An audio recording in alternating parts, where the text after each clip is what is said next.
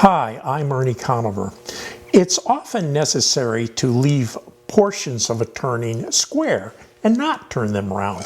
The best example is a table leg. We have to leave the top area at least square so that we can mortise in our aprons, and that's what supports the top and forms the framework we call a table. Some table legs also will have a square area near the foot in which stretchers are attached to give the table more strength. Columns are another example, as are newel posts in railings, and they often have square areas where banisters and so on are attached. Bedposts are another example. We have to leave this area square, and this is where the bed rails come in that support the mattress and give us a good night's sleep. In this short video, we're going to explore how we can make these transitions from square to round. There are three types of transitions from square to round. One is a square shoulder. A second one is a half bead, which makes a gentler and more decorative transition in most cases. The third is a cove coming off of the square, and that's probably the most difficult one to cut.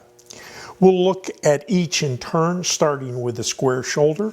It's easiest if we take a square and draw a line to show where we want our shoulder to be.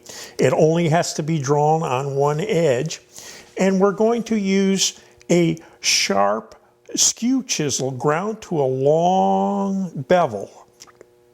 And we're going to hold that skew off a little bit to the right on this shoulder. It would be a little bit to the left on this shoulder, so that the bevel that's against the shoulder is square to the work.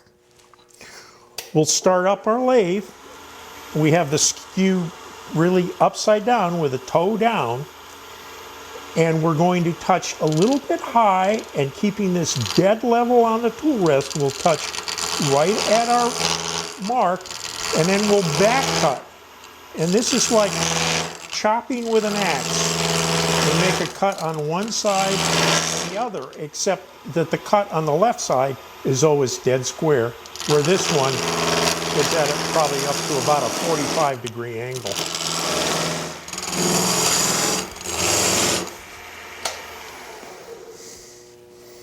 And there we are, a nice square shoulder. I've turned this round up to the shoulder as it would be in a normal turning. And we're now ready to make a half bead transition. We're going to roll that bead mostly on air. In most table legs, it would be back about this far, about 3/8 from the edge. In many bedposts, this is actually just very gently tapered in. And that one would be done by setting your spindle gouge on its side like so, and just rolling right in like that. Again, we're cutting mostly on air, so it's important that you keep a good firm contact with the rest, and the tool has to be dead sideways. But there, we've softened that shoulder, made it look much better.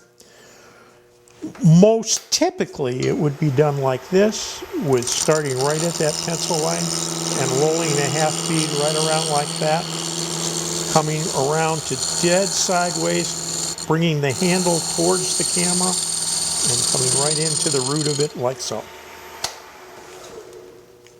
And there we have a nice transition.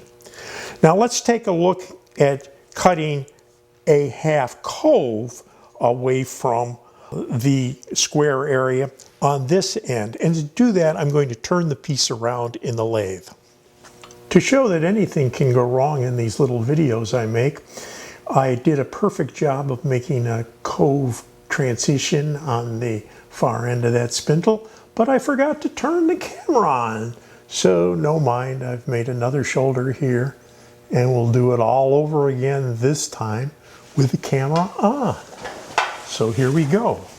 The device to do this with is a spindle gouge, and we're going to just start right on that pencil line and just roll a whole half cove in, we'll come back to this side, complete the cove so that we don't split the grain right up the corner. And we'll just keep doing that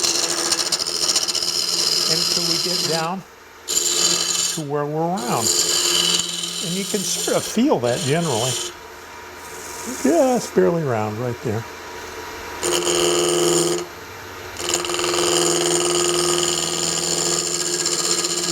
Notice I'm riding that bevel.